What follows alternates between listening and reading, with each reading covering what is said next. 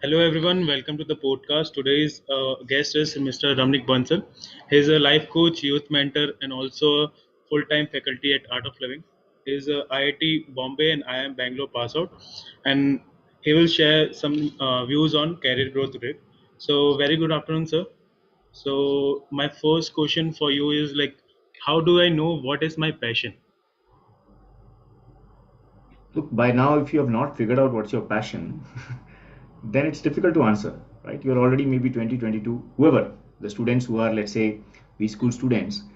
Look, we start figuring out what is our passion right from childhood.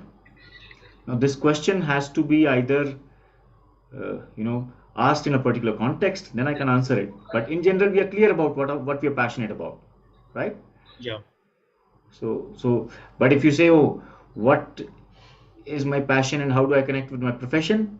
Is that your question? Actually, this question is asked by various department people. So, like, it's in the context of like most MBA people, they want to know how do I know like what is my passion? Again, the answer stays the same. You already know what's your passion. Unless the question comes into the framework of saying that, look, what is my passion? Shall I be pursuing that as my career? Then it makes sense. But otherwise, you know what makes you passionate, right? Yes. Are we talking in terms of career? In that scenario, we would say, look, hold on. You may be passionate about something. In fact, you already know it. All right. Yeah. The question is whether it fits in as a career for you or not. Now, you have been told so often that, oh, follow your passion, follow your passion. Okay. Yes, sir. But what if your passion is of a bathroom singer and no one likes to listen to your singing and you want to be passionate about just singing? You're not going to make any money out of that. You may be good at satisfying yourself with that singing. So when we come to career, your career involves not just you, it also involves somebody else if you want money out of it. If you are not interested in any money, okay, then you follow whatever your passion is. Otherwise, you have to follow what is your competitive advantage, not merely your passion. If your passion is also your competitive advantage, then it makes sense to follow it. Otherwise, treat it as a hobby, not as your career. Okay. So my next question is, what should I look for, like for my first job opportunity? The first thing that you always look for is a pay package, right? That's what students do. And there's nothing wrong with that. One pay package is also an indicative of many more things. Yes, sir. Like say one company is offering you 10 lakhs versus another one offering you 5 lakhs. Then the one which is offering you 10 lakhs is not offering you 10 lakhs because it will make you work for 2x the time. It's offering you double the money because it is making you do work which has more value, right? So if you look at one parameter, it also becomes the money that is getting offered. But then there could be startups. When there is a startup, then money directly doesn't get offered, but you definitely get offered, promise of stock options. And if things go well, then again you make money out of that, right? And and then what kind of people are going to associate with? So what kind of people are there already in the company? Because you learn a lot from the people that you work with. Okay? So my next question is, what hard and soft skills are likely to be valued by employers in the years to come?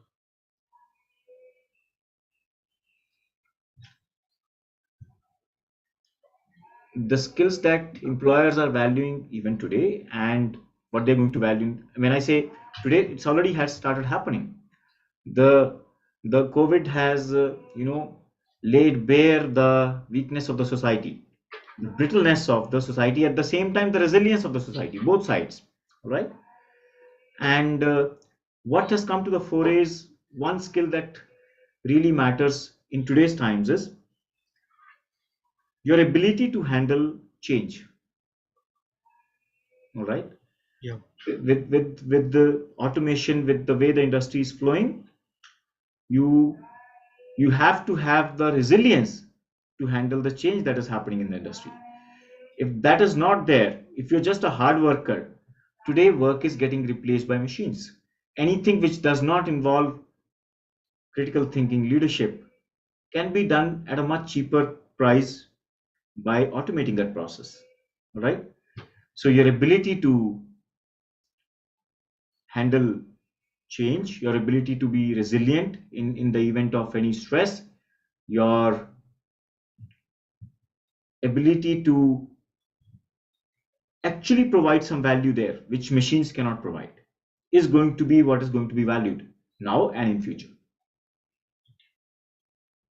So this was a nice one. So how is how important is critical thinking are opposed to conformance to building a career of meaning and value in the long run?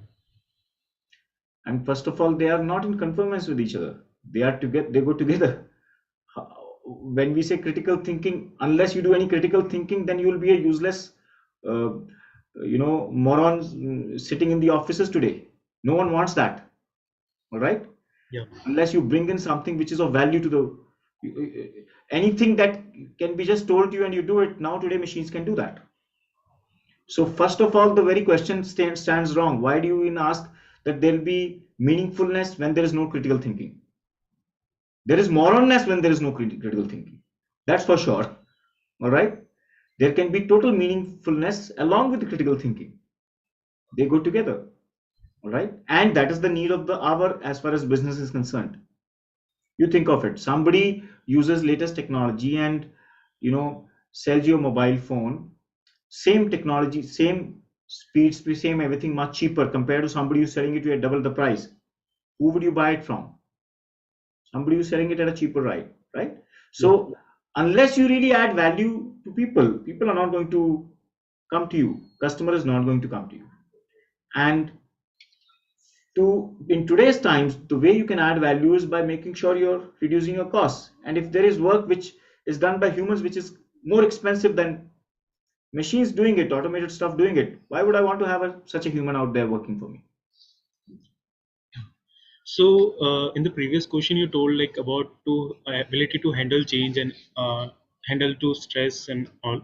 So how we can handle the stress and how we can have a ability to change, handle change. First is respecting biology. Hmm? Management schools, I think they started off uh, in the process of wanting to serve the Western society, wherein the especially in an environment like maybe India, wherein it was okay to just stay awake late so that you can serve Americans and Europeans. But in the process, we have disrespected biology.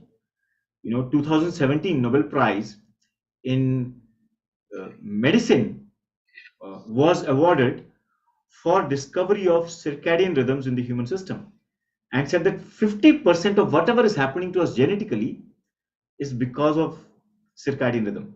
So now a typical B school has taught students to stay awake late, but has not taught students to be disciplined about time. For example, you started the session 15 minutes late. You had no idea how to start it on time. You get it?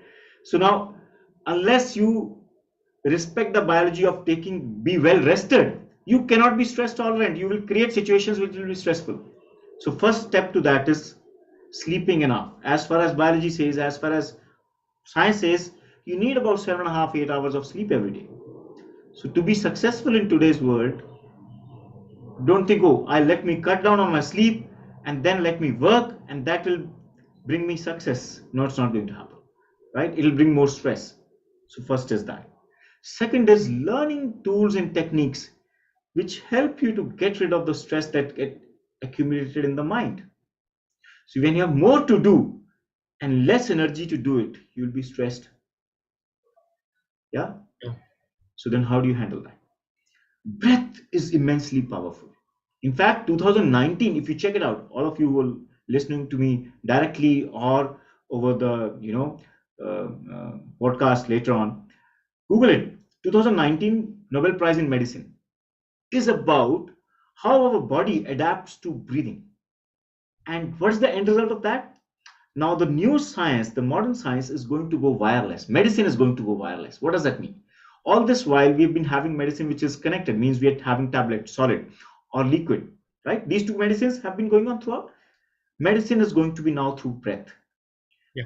The top universities in the world, they're working on how breath can heal even diseases like cancer. Right? Learning these techniques, like there's one technique that I've been practicing for the last 30 years now, Sudarshan Kriya. Sudarshan Kriya is a part of the Sky Campus program in a lot of the universities in the US.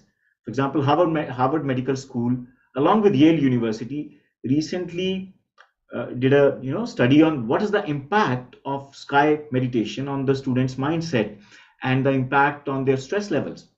And they found that this is one technique which is, they had 6 parameters to measure it. All right, is there a change in these 6 parameters? And they figured that this is one such technique which is ticking all those 6 parameters. So there are such techniques already available. All right. On top of that, modern science, modern medicine is telling us that look, there are ways just with the help of breath to, you know, get the stress out. Biology, basically, that stands as the answer. All right. So these two things, your proper sleep and your meditation and proper knowledge, clarity of mind. When you don't have clarity of mind, you will pick up something which does not even require you to be stressed, right? To become more stressed. For example, right now you are so busy wanting to ask the next question. You're not even listening to the answer. You getting me? So the mind is stressed about asking the next question. In the process, you miss out on the answer that I'm giving right now. The others will benefit from it, but you're missing out because you think, oh, right now my job is to stay focused on the questions. Now, how to handle this that you can also listen to the answer while the time yet has to come to ask the next question. Do you see this? Being able to be in the moment, that gets developed with meditation. Next. How can we learn Sudarshan Kriya? As you told about Sudarshan Kriya, have different layers and of breathing and techniques. Like, so how can we learn about Sudarshan Kriya? Like, Oh, today it's taught in 160 countries. Wherever you are, there's an Art of Living center. All right. You just Google artofliving.org, whichever city you are in, search for the nearest center or the teacher's contact, give them a call, or you can just see the list of courses being offered. Right. Go and register online. You're done. In fact, now since COVID began, so many people, they were so stressed, they definitely needed this program, and we started offering it online as well. So, and it's been really successful because this allows people to be at their own place. They don't have to travel, right? And so there's a time saving that happens. People can manage to learn it while they are still not having to skip their office or work, right? So that opportunity is available. sure, sir, we'll look upon it. So my next question is, what's the role of education, particularly management education, in helping students building existing careers for themselves? See, management as an education gives you a perspective of so many varied things. Like, say you come from a science background and you end up learning accounting. Suddenly you see, why I have to learn this, right? I remember the accounting course are like, why do we have to learn? But when you learn it, it at least makes you capable of understanding the accounts of the companies. You get exposed to so many diverse skills in a management program, right?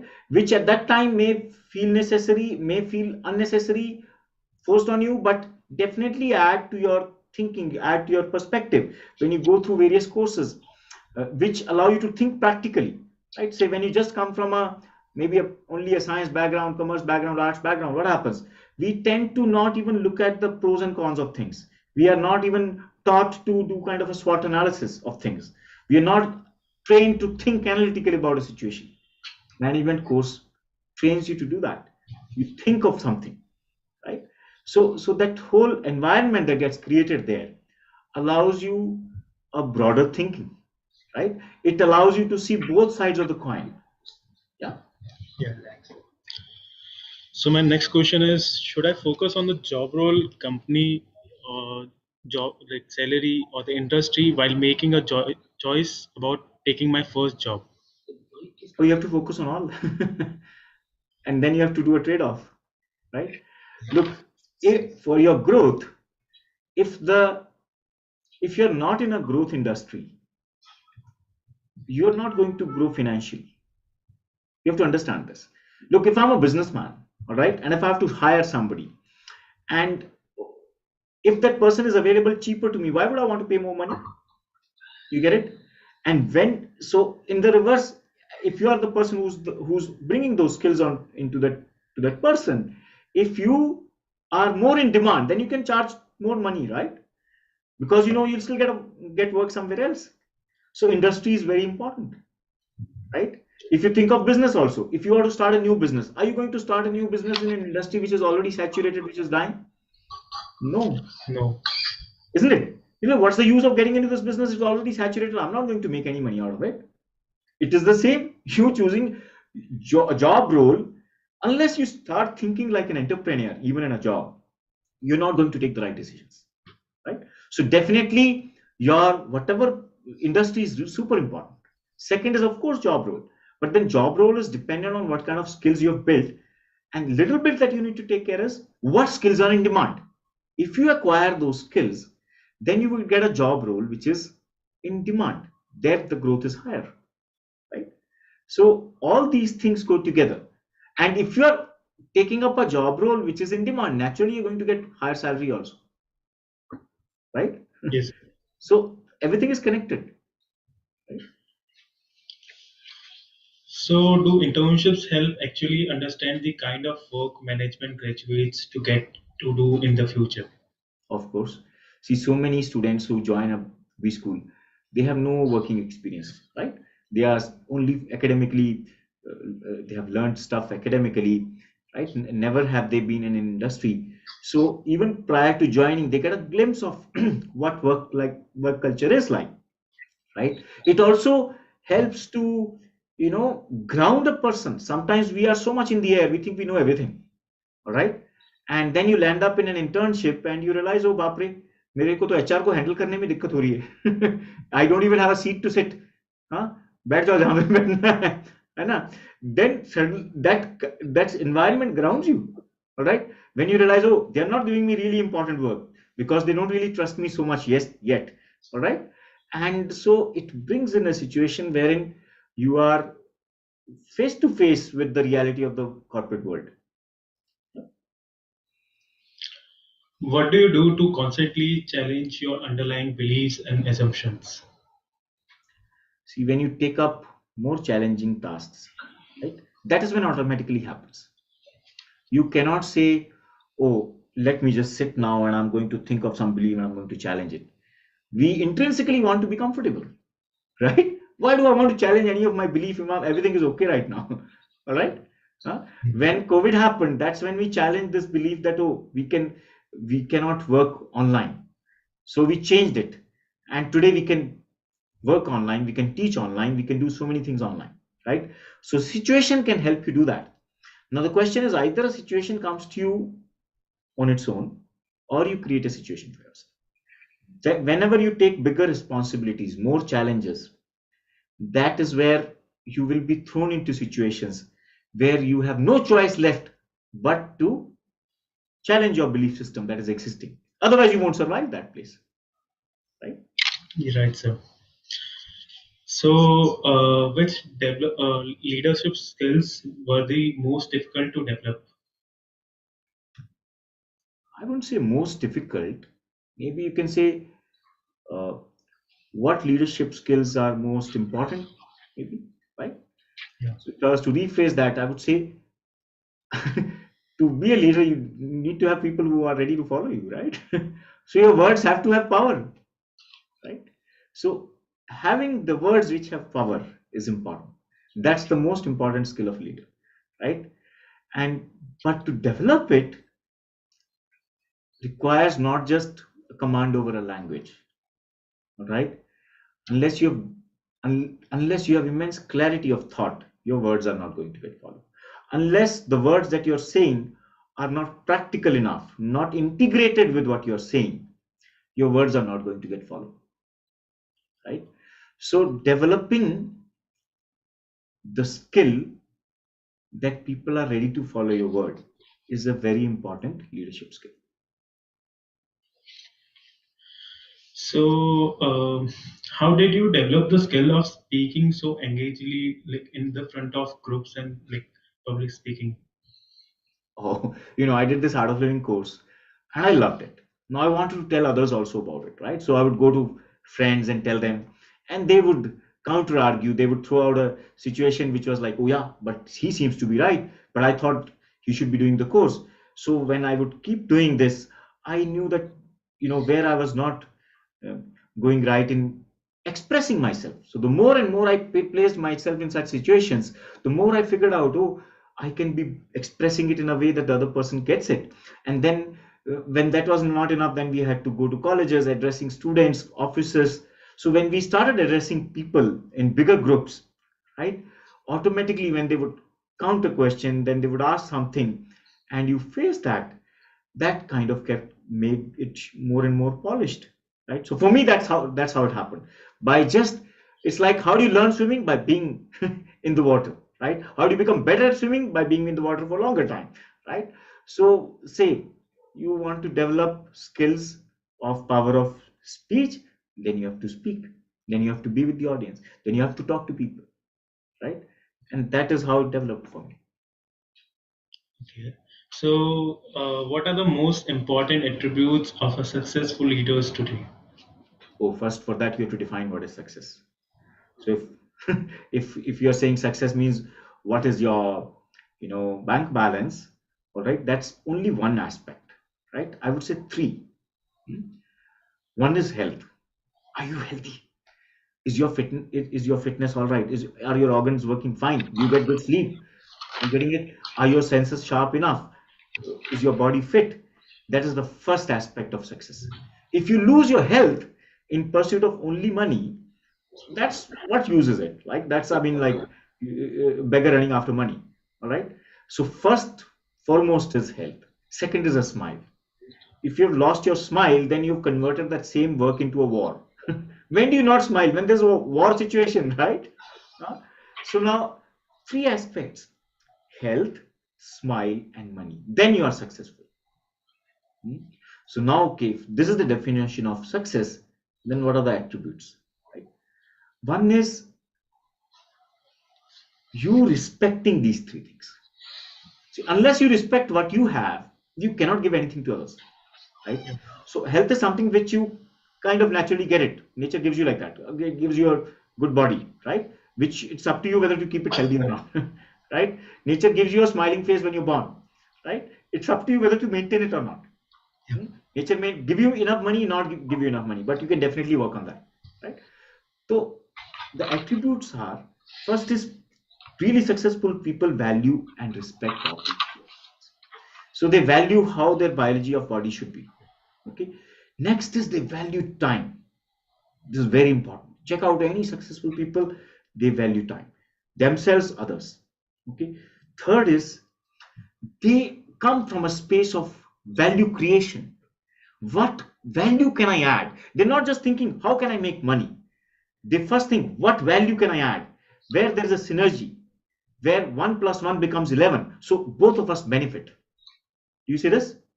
Yeah. So constantly, when you come from a mindset of how can I add value, right? You come from a, so these are common qualities in people who are successful, right?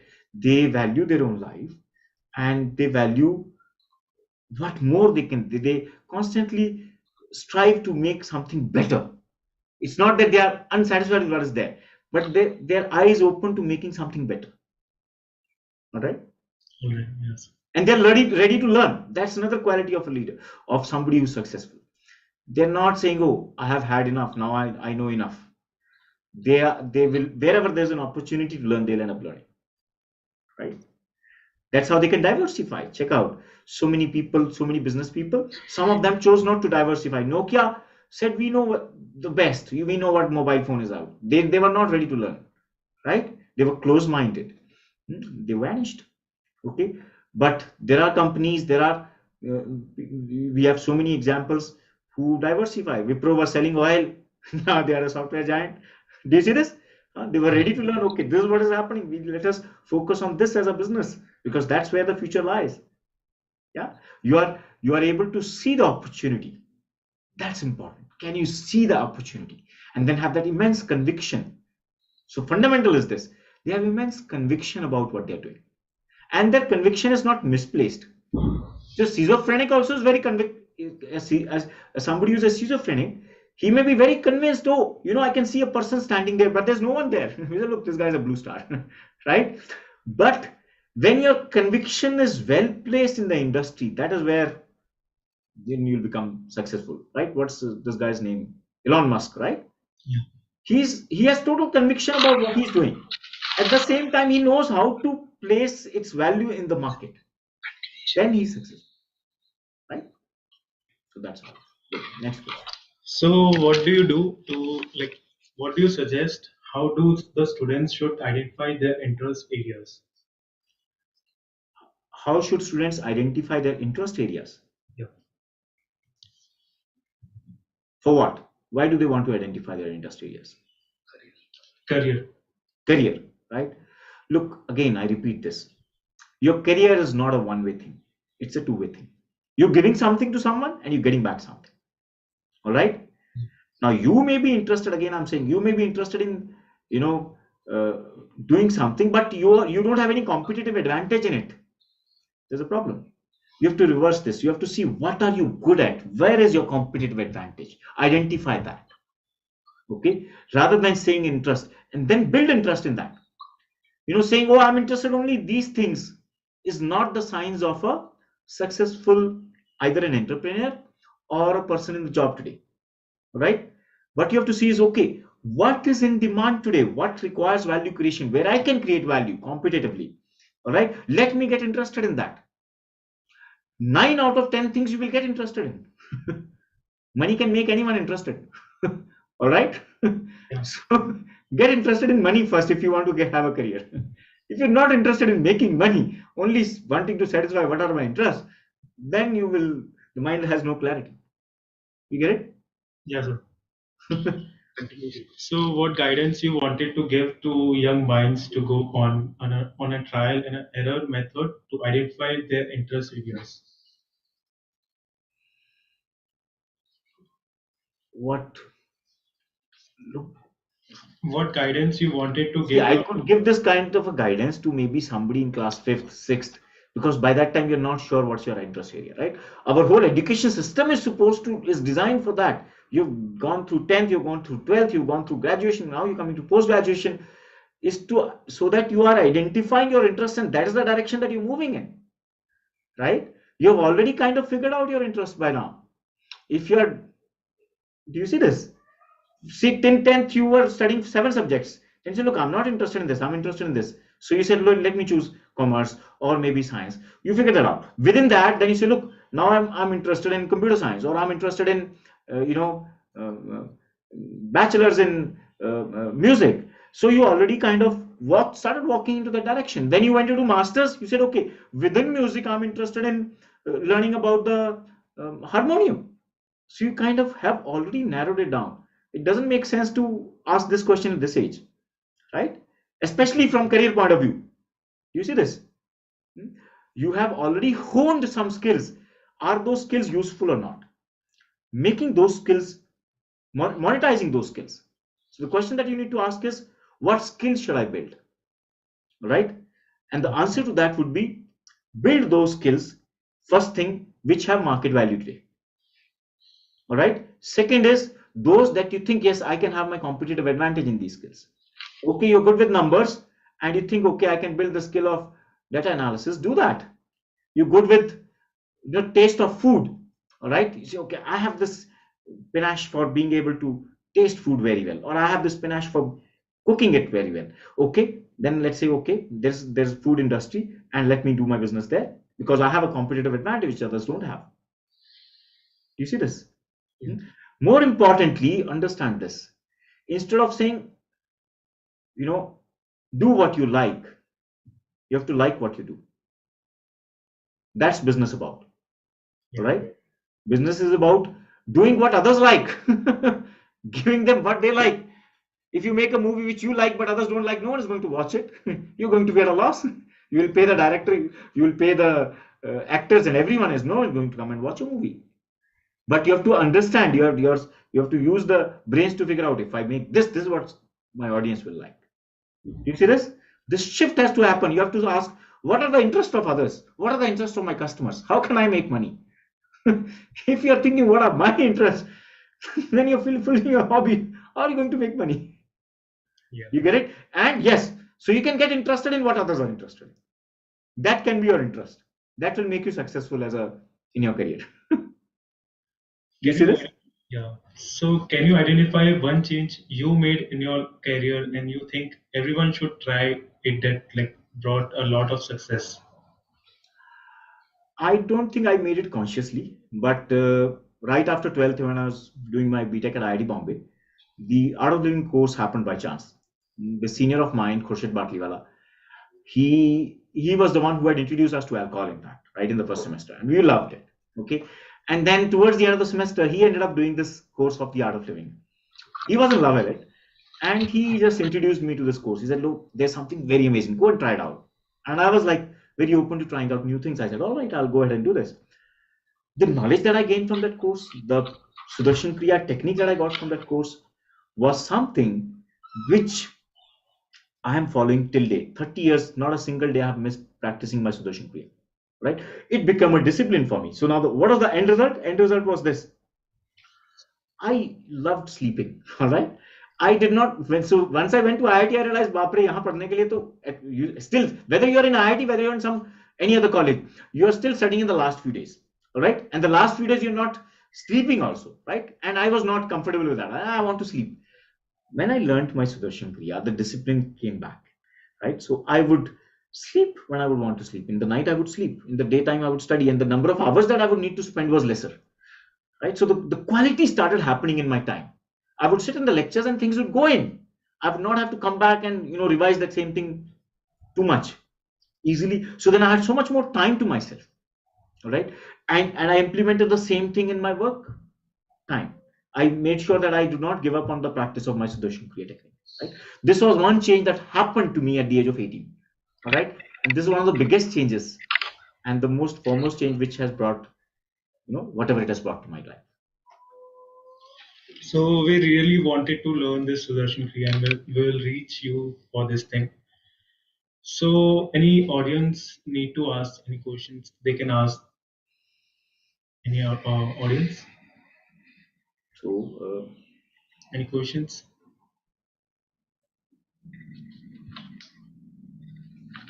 then maybe you need to take the questions from, I guess, YouTube, right? The live streaming. Maybe if there are any questions there. We will wait for 1 minute and Hmm.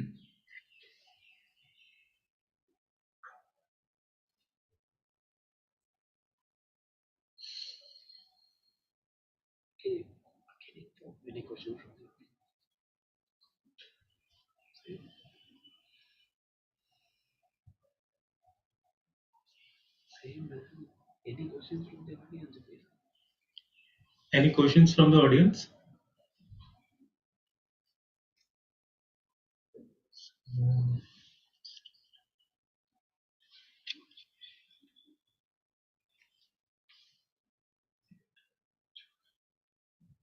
You can ask a question. So we have a question just a minute. uh,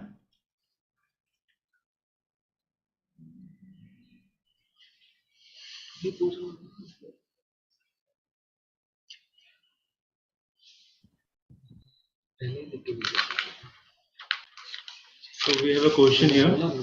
How do you see the business world evolving with respect to the AI? Do you think students graduating other than BA, do they all need to familiar with AI? other than what?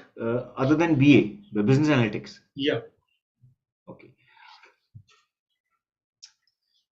First, let's understand the business world.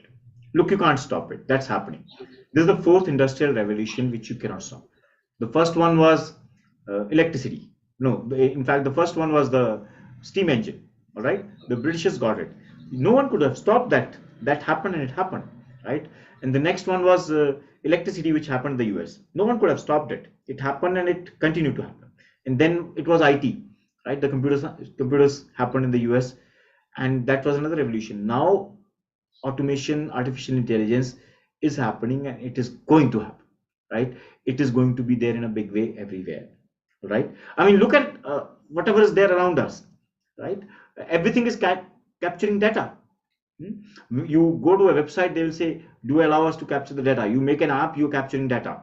Okay, your refrigerator is capturing data. So all this data is going to be used for decision making, plus a lot of scenarios that get thrown to the machines. They are going to be doing it faster than humans, better than, more accurately than human in many cases. For example, Tesla, right? So the driver is not needed anymore. It's not that we have a shortage of drivers, right?